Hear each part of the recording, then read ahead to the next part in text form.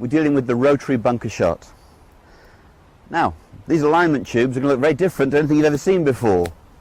This tube is parallel to the ball target line, and this tube also parallel to the ball target line. And I have a hoop making a letter D shape here. I'm going to take my stance. Now, it's a wide stance in the radial bunker shot, much wider than you might imagine.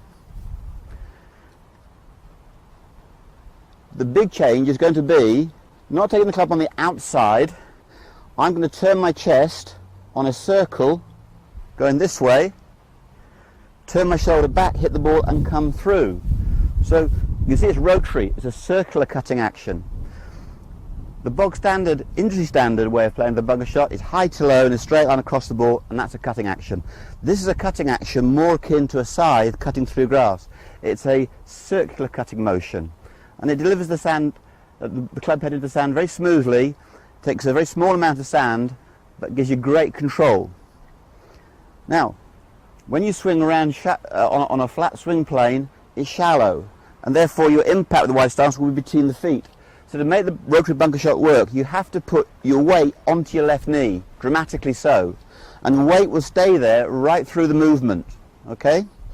So you can see the ball position denoted by the ball here off the left foot. My toes are square, wide stance, my hands are low, the blade is mildly open. I keep my weight on my left knee. Now I'm going to turn my chest in this direction and back through. So here we go.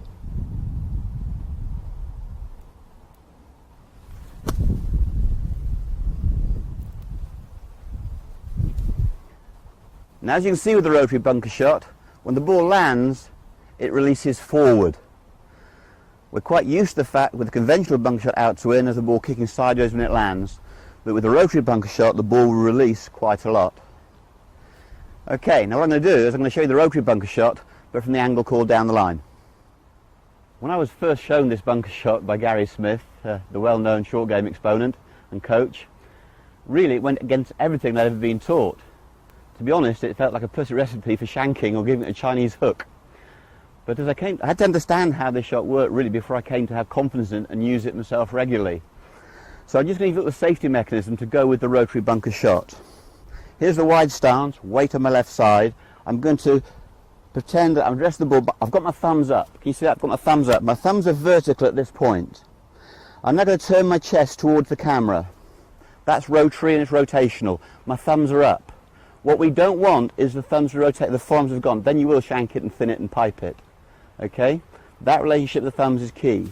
So my thumbs are upright at the address. I turn, my thumbs are in the upright.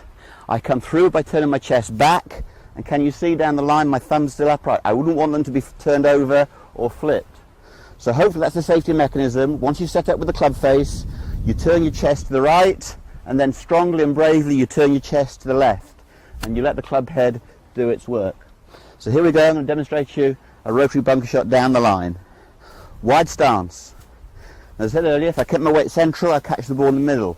The shallow angle attack, I need to incline it to get into the sand behind the ball. So I keep my weight on my left side. I look at my target, and then I'm going to go around and around.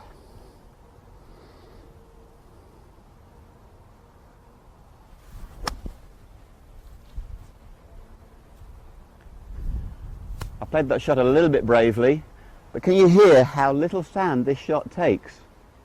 And as a result of this, you can play a splash shot with your sand iron, your wedge, your 9, even your 8 iron, and you'll find using this technique you'll be able to play explosion shots up to 60 or 70 yards, which is really quite dramatic.